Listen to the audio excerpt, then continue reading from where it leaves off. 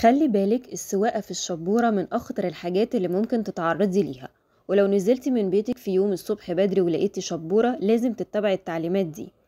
أول حاجة لازم تكون سرعتك محدودة وتكوني يفضل على جنب الطريق أو في الحارة اللي على اليمين وتمشي بسرعة بطيئة. تاني حاجة ممكن تولعي أنوار العربية وممكن كمان تشغلي الانتظار للاحتياط، وده علشان العربيات اللي حواليكي سواء اللي ورا أو اللي قدام تكون شايفاكي بشكل واضح. إياكي والسرعة في الشبورة لأن انتي يدوبك بتكوني شايفة قدام العربية بكام متر وممكن تتفاجئي بأي حاجة قصادك. علشان كده لو مشيتي على جنب الطريق وفي اليمين وبسرعة محدودة ده هيكون أسلم ليكي، وربنا يستر طريقك.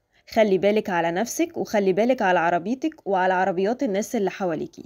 السواقة أمانة لأن كلنا بنكون مسؤولين عن أرواحنا وأرواح الناس اللي حوالينا، وربنا يسلم طريقنا جميعا.